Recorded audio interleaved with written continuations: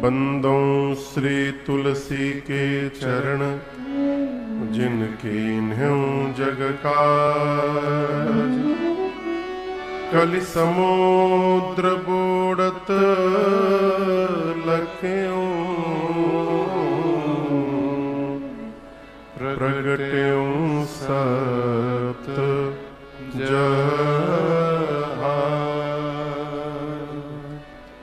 सिया राम मैं सब जग जानी, करऊं प्रणाम जोरि जुग पानी।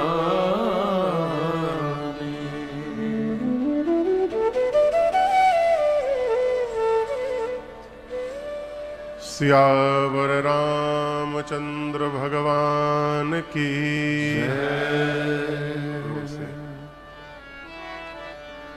श्री बाल कृष्ण भगवान की उमापति महादेव की पवन सुत हनुमान की पूज्यपाद गोस्वामी श्री तुलसीदास जी महाराज की श्री रामचरितमानस भगवान की नमः पार्वती पतये हर हर महादेव।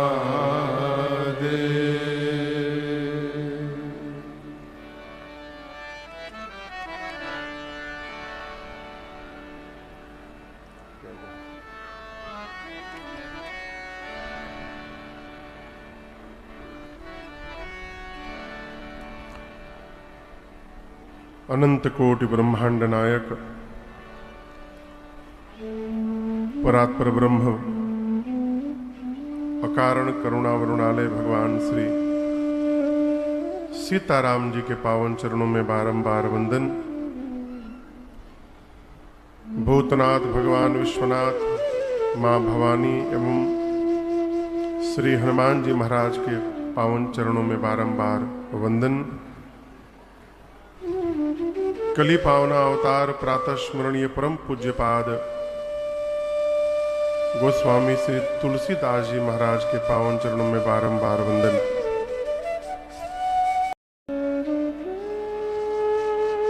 कोप भवन में जब मां कैकेयी के पास श्री चक्रवर्ती जी गए,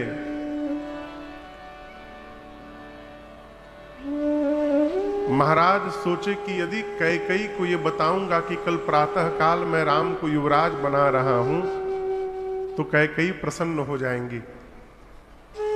और आपको बताऊं, तीनों माताओं में कौशल्या मैया, कैकेयी मैया और सुमित्रा मैया, इन तीनों माताओं में राम जी को सबसे अधिक कोई प्रेम करता है तो वो कैकेयी मैया है। सबसे अधिक प्रेम। हाँ, महाराज सुने कि यदि कैकेयी को पता चल गया तो कैकेयी नाचने लगेंगी। महाराज ने कहा मैं बहुत प्रसन्न हूं कैकेयी, मांगो मांगो, जो वर मांगना है मांगो। भैया ने कहा मांगो मांगो, कहते हैं 2 वरदान आज तक मेरे आपके पास बाकी हैं। महाराज ने कहा 2 क्या 4 मांगो, मैं राम की सौगंध लेता हूं। यहीं पर बात फंस गई थी। चक्रवर्ती जी ने वर सुनने के पहले ही राम की सौगंध ले ली कि मैं राम की सौगंध लेता हूं कैकेयी, आप जो मांगिएगा मैं आपको दूंगा। क्यों? क्योंकि रघुकुल रीति सदा चली आई, प्राण जाई बरु बचन न जाई। श्री चक्रवर्ती जी कहते हैं कैकेयी ये रघुवंश की परंपरा है, हम रघुवंशी वचन के लिए प्राण का भी त्याग कर सकते हैं, परंतु वचन से डिग नहीं सकते। आप मांगिए जो मांगिएगा दूंगा। मां ने दोनों वरदान जब मांगे, चक्रवर्ती जी तो निशब्द हो गए हैं। एक बार भी नहीं कहा कि कैकेयी मैंने आपको दिया, और एक बार भी राम जी को चक्रवर्ती जी ने ये नहीं कहा कि राम आप बन जाइए। तो राम जी क्यों चले गए, ये प्रश्न है। आज का संतान होता तो क्या करता, भगवाने मालिक है।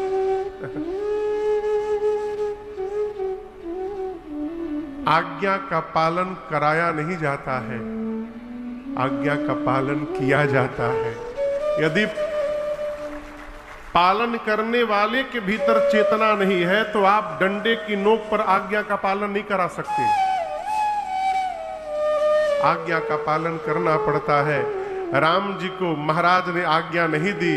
राम जी सुने कि पिताजी ने मां को ये वरदान देने के पहले मेरी सौगंध ली है, पिता का सौगंध असत्य न हो जाए, उसको बचाने के लिए रघुनाथ जी वन की ओर चले गए। आपको बताऊं, मां कौशल्या के पास जब राम जी गए सवेरे सवेरे बताने के लिए, तो कौशल्या मैया तो देख करके नाचने लगी। उनको कुछ नहीं मालूम था कि क्या हुआ है रात्रि में। कौशल्या मैया तो कहती है राम विलंब हो रहा है, आपके पिताश्री आपकी राह देख रहे होंगे, आपको प्रातः काल युवराज बनना है, विलंब न करिए, शीघ्र स्नान करके जाइए पिता के पास। राम जी मां को बिठाए, धर्म धुरी न धर्म गति जानी है? राम जी मां को बिठाए, अब बिठा कर कहे मां आपको पता नहीं है पिताजी ने रात भर में धर्म का पालन कर लिया है। कौशल्या मैया ने पूछा कैसा धर्म राम? राम जी बोले अच्छा मां बताओ, मैं बड़ा हूं कि भरत बड़ा है? कौन बड़ा है आप कहिए? राम जी बड़े हैं ना। कौशल्या मैया ने कहा राम आप बड़े हैं। फिर राम जी पूछे मां ये बताओ अयोध्या बड़ी है कि जंगल बड़ा है? आप कहिए। मां बोली जंगल बड़ा है। राम जी बोले मां मैं बड़ा बेटा हूं ना, इसलिए पिताजी ने बड़े बेटे को जंगल का बड़ा राजा बना दिया है, अब भरत को अयोध्या का छोटा राजा बना दिया है। आप दर्शन करें क्या अद्भुत चरित्र है। राम जी एक बार भी नहीं बोले कि मुझे वनवास दिया गया। क्या राम जी बोले? पिता दीन मोहि कानन राजू। पिताश्री ने मुझे वन का राज्य सौंपा है और अकारण नहीं सौंपा मां।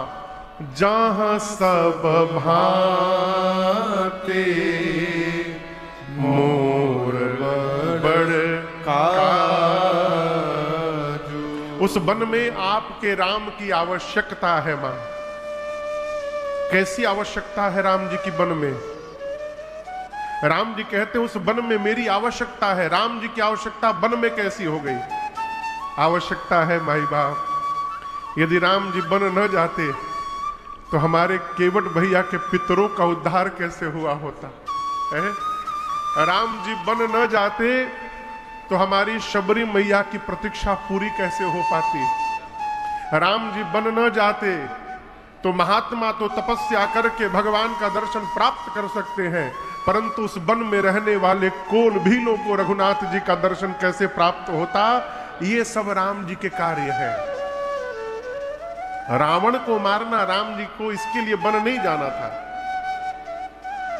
राम जी तो अयोध्या में बैठ के बाण छोड़ते, अब वो बाण रावण को समाप्त करके चला आता। उसके लिए राम जी को वन नहीं जाना था। राम जी बन गए सर्वभंग जी को गति देने के लिए। राम जी बन गए सुतीक्ष्ण जी की गुरुदक्षिणा देने के लिए। राम जी बन गए शबरी की प्रतीक्षा समाप्त करने के लिए, राम जी बन गए केवट भैया को सपरिवार तारने के लिए, राम जी बन गए वन में रहने वाले जीव जंतुओं के नेत्र को धन्य करने के लिए। ये सब राम जी के कार्य हैं। जहां सब भांति मोर बड़ काजू। अब आगे दर्शन करिए। आज की मां रहती ना तो न जाने का हुआ रहता, परंतु कौशल्या मैया की भाषा सुनिए। कौशल्या मैया कहती है, राम, एक पुत्र के जीवन में सबसे श्रेष्ठ कोई धर्म है तो पिता की आज्ञा का पालन करना। आप समझ रहे हैं हम क्या कह रहे हैं?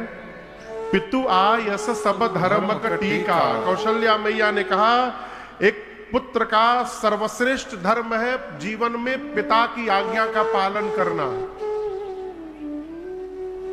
परंतु राम, मां का स्थान पिता से भी ऊपर होता है और मैं आपकी मां हूं। मैं कहती हूं यदि केवल आपके पिताजी ने बन जाने के लिए कहा है तो आप बन नहीं जाएंगे, क्योंकि मां का स्थान पिता से ऊपर होता है। और मैं कहती हूं मेरा राम बन नहीं जाएगा, आप बन नहीं जाएंगे। परंतु राम, यदि आपके पिताजी के साथ साथ आपकी मां कैकेयी ने भी बन जाने के लिए कहा है तो मां की बात मानकर अवश्य बन चले जाइएगा। राम, मां की बात मानकर जाइएगा तो वो बन 100 अयोध्या से अधिक सुखदाई आपके लिए बन जाएगा। अवश्य जाइएगा। जो पितु मातु कहेऊ बन जाना तो कानन सत अवध समाना। अवश्य जाइएगा। राम जी चल पड़े। आपने कल श्रवण किया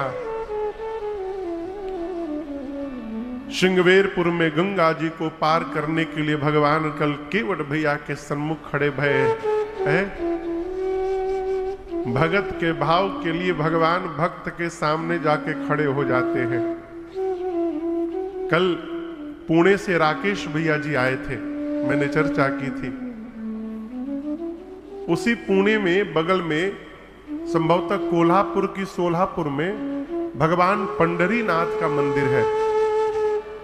कोल्हापुर के सोलापुर, कोल्हापुर, हाँ कोल्हापुर में आप लोग जानते हैं ना, विट्ठल भगवान का मंदिर है। भगवान विट्ठल, उनको पंडरपुर में पंडरीनाथ भी कहते हैं। वो जानते हैं कैसे भगवान वहां पहुंचे?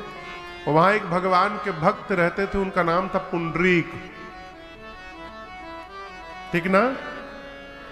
तो वो अपने माता पिता के बड़े भक्त थे पुंडरीक जी, और माता पिता के प्रति उनकी निष्ठा को देखकर, उनकी सेवा को देखकर भगवान उन पर प्रसन्न हो गए और एक दिन उनको दर्शन देने उनके घर चले गए। जिस समय भगवान भक्त पुंडरीक के दरवाजे पहुंचे उस समय पुंडरीक जी अपने पिताजी के पांव को दबा रहे थे। वैद्य जी पिताश्री के पांव की सेवा कर रहे थे। भगवान दरवाजे पर से आवाज दिए, भक्त पुंडरीक, मैं आपको दर्शन देने आया हूं। भक्त ने कहा खड़े रहिए। भगवान ने कहा मैं भगवान हूं। भक्त ने कहा आप भले भगवान होंगे, मैं अपने भगवान की सेवा में लगा हुआ हूं, आप खड़े रहिए। थोड़ी देर बाद भगवान ने कहा मेरा पांव जल रहा है। तो जब भगवान ने कहा कि मेरा पांव जल रहा है तो एक ईंट समझते हैं ना, ईंट उठाकर दरवाजे की ओर भक्त पुंडरीक ने फेंक दिया और कहा इस पर खड़े हो जाओ।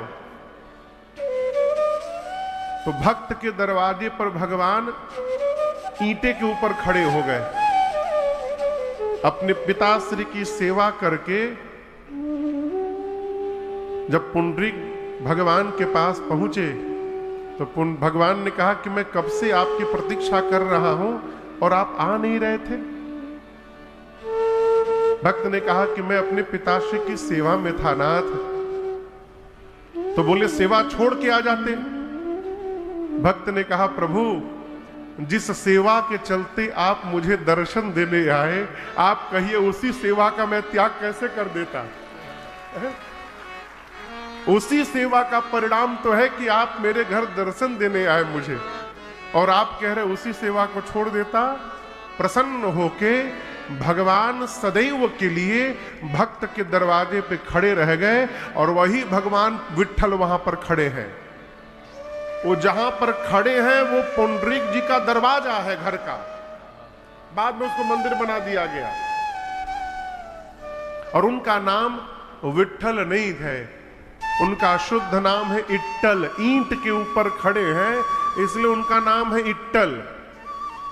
परंतु कालांतर में वो अभ्रंश होते होते इट्टल से इट्टल का विट्ठल बन गया, और आज विट्ठल भगवान कहे जाते हैं। प्रेम होगा तो भगवान घर में आकर दर्शन देंगे, प्रेम नहीं होगा तो मंदिर में भी भगवान मिलने वाले नहीं है। केवट जी के प्रेम का परिणाम है कि भगवान घंटों उनके यहां खड़े रहे सामने। और आपने श्रवण किया भगवान के चरण को पखार कर केवट भैया ने चरणामृत को पान किया है, राम जी को उस पार पहुंचाया है। अपनी भक्ति राम जी ने केवट भैया को दी।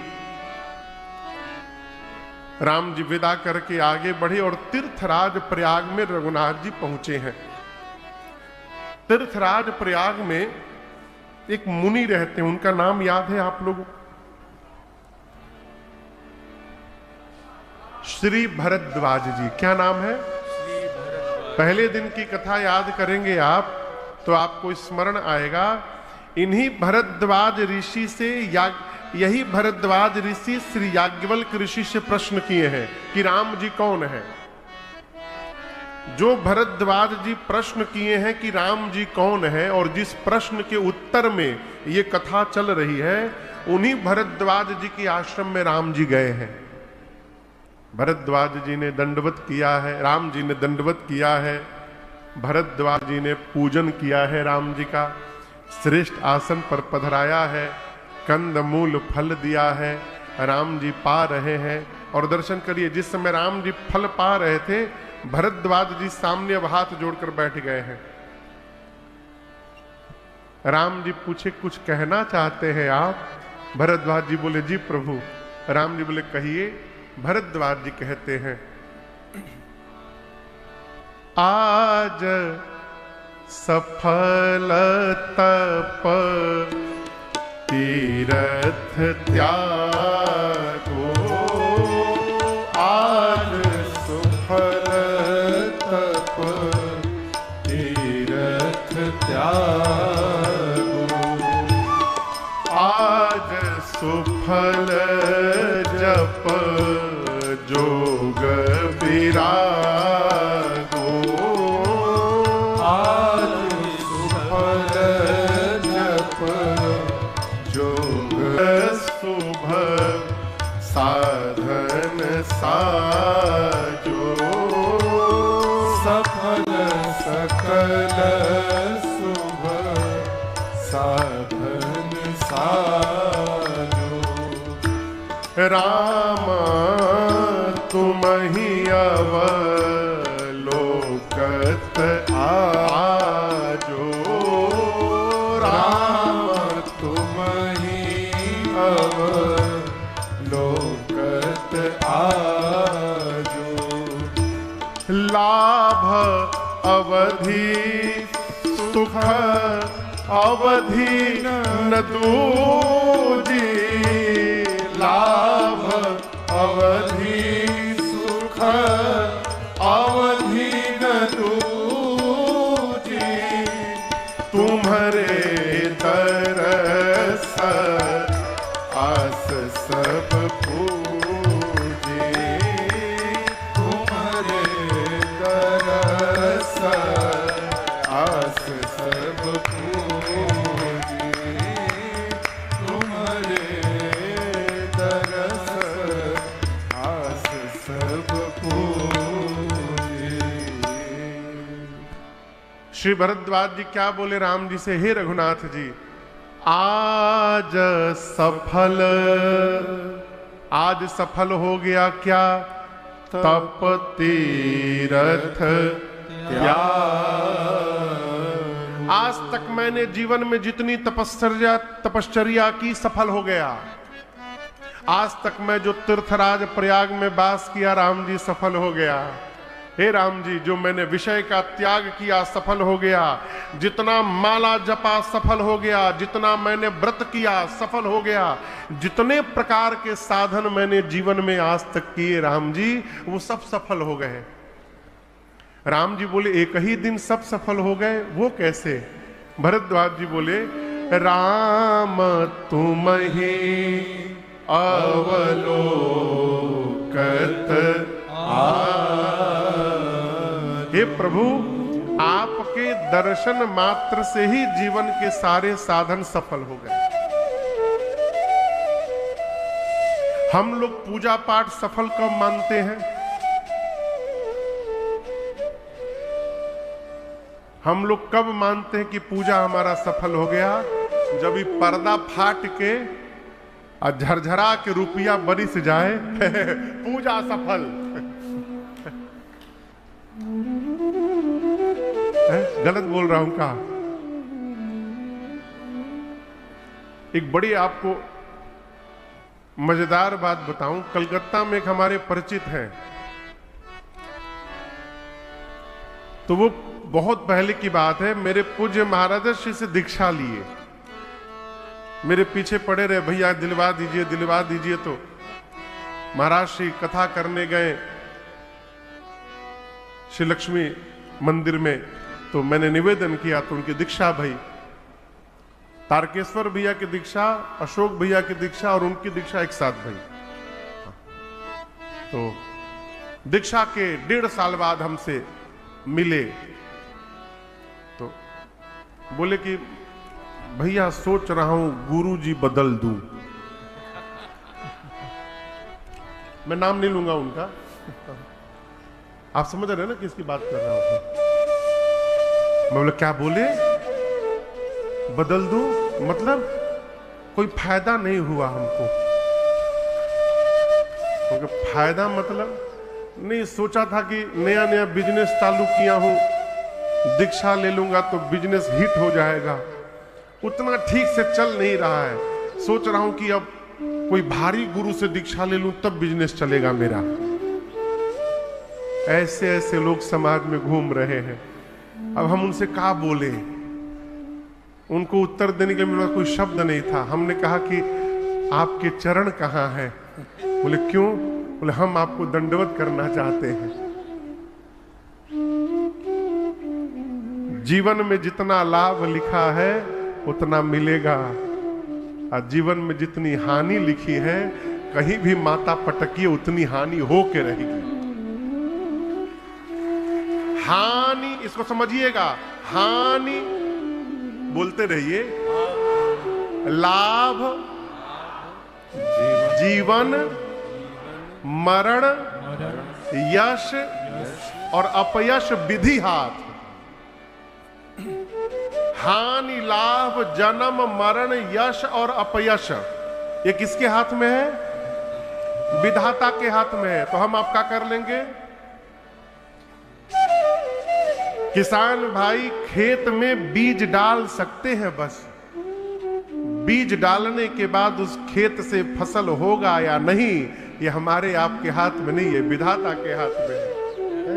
क्या कर सकते हैं? माई बाप, जीवन में सत्कर्म को ऐश्वर्य बढ़ाने में समाप्त न किया जाए। ये भगवत नाम वो हीरा है हो, जिस हीरे के बदले यहां का पास मिल सकता है। हम इस हीरे को समाप्त करके जगत के विषय के पास को ढूंढ रहे हैं।